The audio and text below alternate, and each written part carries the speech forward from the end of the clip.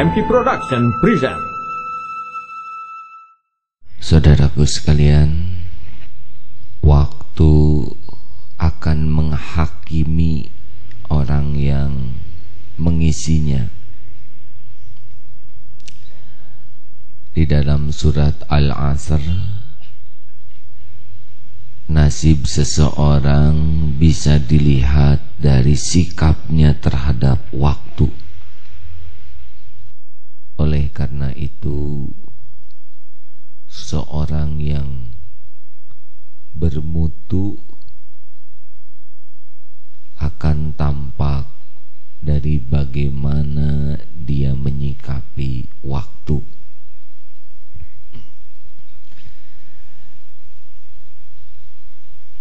Waktu tidak akan kembali lagi. Waktu setiap orang diberi sama, 24 jam satu hari. Ada yang dalam 24 jam bisa mengurus bangsa, ada yang bisa mengurus perusahaan, tapi ada yang mengurus dirinya saja tidak sanggup. Bintang kelas dengan yang tidak naik kelas sama, 24 jam sehari. Saya dan saudara pun sama. Saya dan Presiden Susilo Bambang Yudhoyono sama. Kita dan Nabi Muhammad SAW sama, 24 jam sehari. Mengapa nasib berbeda? Boleh jadi salah satu faktornya adalah bagaimana kita menghargai waktu. Di antara tanda-tanda kebodohan seseorang adalah kegemaran menunda-nunda. Mengapa orang menunda? Yang pertama, karena tertipu oleh duniawi, merasa ada nilai yang lebih baik daripada amal. Yang kedua, karena kemalasan. Dan yang ketiga, karena orang yang memang lemah saja. Lemah niat, lemah tekad. Rekan-rekan sekalian, ingat ya, waktu akan menghakimi kita. Waktu digunakan oleh sesuatu yang sia-sia, kita menjadi manusia sia-sia. Waktu digunakan untuk sesuatu yang tak berharga, maka kita menjadi tidak berharga. Waktu digunakan untuk sesuatu yang berharga, kita jadi berharga. Satu yang harus dievaluasi adalah bagaimana diri kita menyikapi waktu. Islam mengajari kita sangat sensitif dengan waktu.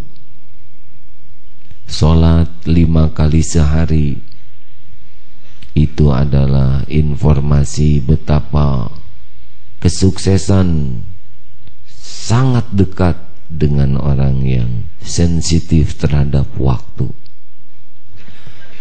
Semakin sering melihat jam, dia semakin efektif menggunakan waktu. Karena orang selalu memperhatikan sesuatu yang penting. Semakin jarang ingat kepada waktu, berarti waktu belum dianggap penting. Semakin sering melihat jam, berarti waktu dianggap penting. Semakin jarang melihat jam, berarti waktu belum begitu penting. Kalau sesuatu yang sangat penting tidak dipentingkan, maka dia kehilangan sesuatu yang terbaik bagi dirinya. Menurut penelitian, semakin kita sering berhitung dengan waktu, maka semakin bernilai waktu kita. Hasil penelitian, orang yang jarang punya jam memang dia sering menyia-nyiakan waktunya. Untuk cari tahu waktu saja dia sudah kehilangan waktu. Jam berapa? Jam berapa? Sekarang jam berapa? Kalau dia punya jam, dia tidak pernah kehilangan satu detik pun. Tapi kalau kita punya jam, dalam satu detik kita sudah tahu. Nah saudaraku, saya tidak berniat menyinggung siapapun, tetapi ini adalah sarana untuk mengetahui bagaimana nasib kita ke depan. Orang sukses bukan punya kecepatan, tapi punya percepatan. Waktu sedikit, prestasi tinggi. Ini bisa sukses. Nabi Muhammad hanya 23 tahun merubah jazirah Arab.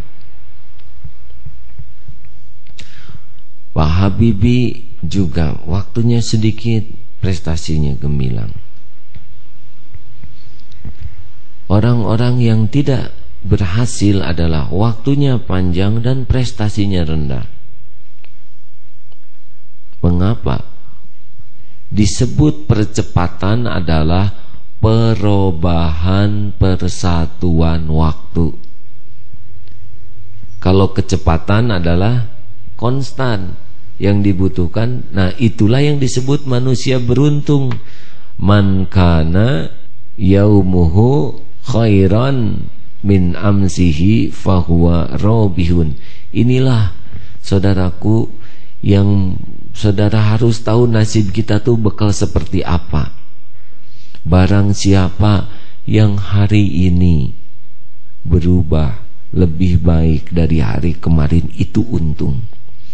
Untung tidak diukur uang, untung tidak diukur gelar, untung tidak diukur jabatan, tapi untung adalah yang tiap waktu berubah menjadi lebih baik. Berarti orang yang konstan itu rugi. Yang disebut istiqomah itu dalam perubahan menjadi baik. Kalau sama rugi. Hari ini sedekah 1000, besok 1000, lusa 1000. Dia rugi karena harusnya lebih. Hari ini 1000, besok 1100. Itulah yang disebut keberuntungan. Saya ingin mengajak saudara untuk merenung, kenapa nasib saya begini? Kenapa rezeki saya tidak nambah? Kenapa posisi saya kok tidak makin bagus? Kenapa orang lain, teman-teman SMA saya sudah kemana, saya masih di sini? Inilah sebabnya kita bermain-main dengan waktu. Kalau ditanya, apakah gentar saya tidak dapat uang? Tidak gentar. Yang saya gentar, satu hari tidak dapat ilmu baru, tidak dapat pengalaman baru, tidak dapat wawasan baru, tidak dapat teman baru, tidak dapat kemampuan melakukan amal yang lebih baik. Rezeki ikut, posisi ikut, kemuliaan ikut. Karena itu adalah bonus, bukan inti. Profesi tukang cangkul, makin tua pasti tidak bisa nyangkul. Kalau tidak berubah, tidak dapat apa-apa. Min husnil islamil mar'i tarkuhu ma la ya'ni. Di antara ciri kebaikan seorang Islam, Muslim, adalah meninggalkan sesuatu yang sia-sia. Marilah sahabatku sekalian, mulai detik ini jangan relakan waktu berlalu sia-sia. Dia akan menghakimi kita. Melakukan sia-sia, kita jadi sia-sia. Melakukan sesuatu yang tak berharga, kita jadi sampah. Pilihan kita hanya satu. Setiap detik hanya yang bermakna. Bagaimana supaya efektif? Efektif itu hanya terjadi kalau punya target, punya program, punya perencanaan yang detail. Tidak ada target, tidak ada program, tidak ada perencanaan yang detail, tidak ada efektivitas. Orang yang boring, jemu, itu pasti tidak punya program. Kalau orang sudah terjadwal target bulanan, mingguan, harian, tidak ada waktu tersia-sia. Orang lontang-lantung tidak bisa. Dikala orang berpacu luar biasa mencari ilmu untuk menghadapi masa depan, dia santai-santai saja. Saifullah Fatah, kita kagum, usia muda, pikirannya brilian. Terlahir dari keluarga yang amat sederhana, di kampung yang amat pojok. Tetapi saya dengar Saifullah Fatah ini begitu rajin membaca. Tiap waktu harus jadi ilmu. Bapak tidak sanggup beli, pinjam buku perpustakaan, dibaca oleh anaknya. Koran bekas, baca. Begitu banyak inputnya. Dengan membaca, kita bisa berada dalam suasana perang di Ponorogo. Dengan membaca, kita tahu pertempuran di Berlin. Dengan membaca, kita bisa merasakan perjalanan Nabi ketika umroh, ketika haji. Dengan membaca, kita bisa menyelam ke dalam lautan yang sangat dalam. Dengan membaca, kita bisa berada di sekitar matahari tanpa kepanasan. Dengan membaca, kita bisa tahu isi perut kita tanpa harus dibedah. Dengan membaca, kita bisa mengenal Allah yang menciptakan kita, yang tak terlihat oleh mata dan terdengar oleh suara. Anggaran membaca orang Indonesia untuk membeli koran hanya 1,9 triliun rupiah. Anggaran untuk membeli rokok 24 triliun rupiah. Ini kebodohan bangsa ini bisa terlihat dari anggaran yang keluar. Jadi saya memohon kepada teman-teman semua, tiap waktu harus jadi ilmu. Jangan ngobrol kecuali obrolan yang jadi ilmu.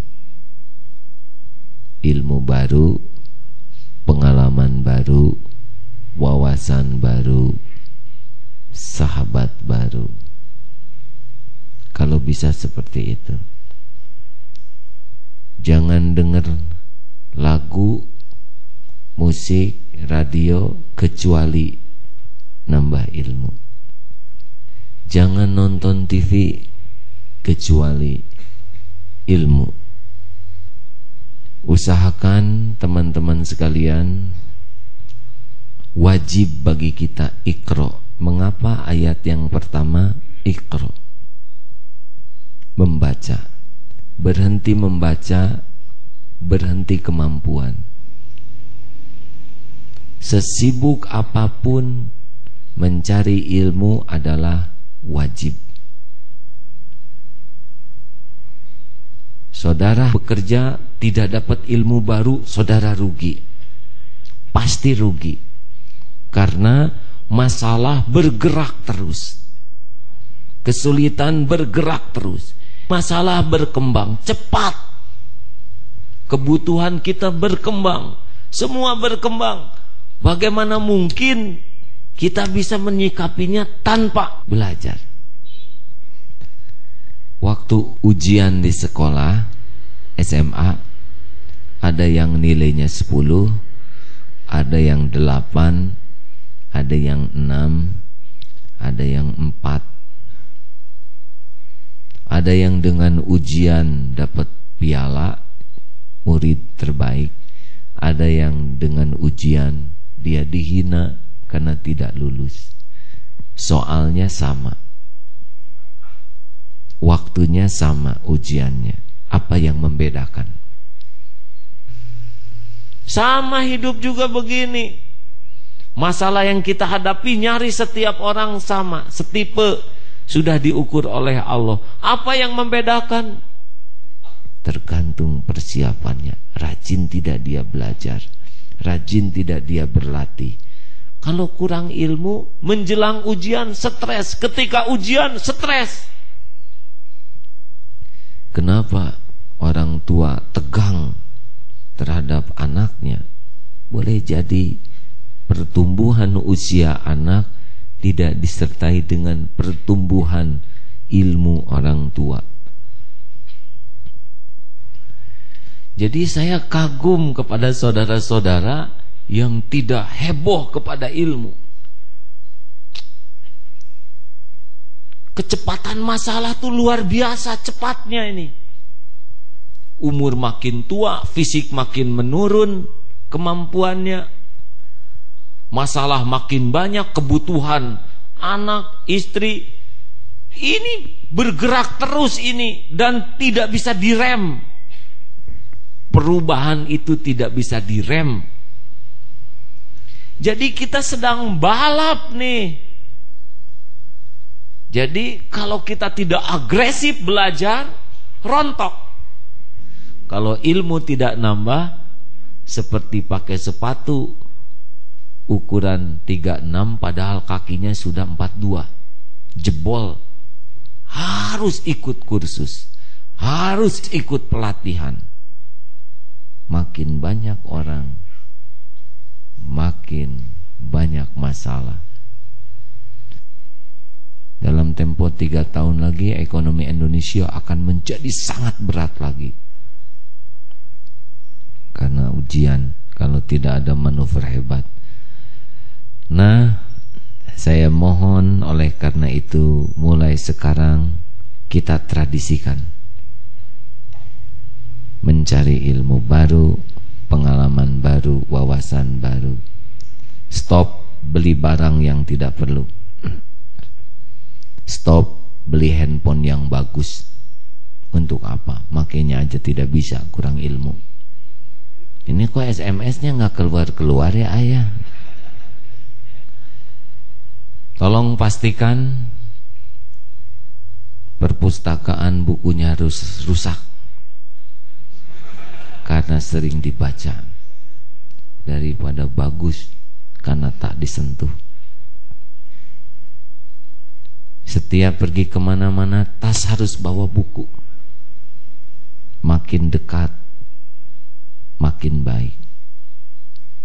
Selalu dihitung dengan waktu.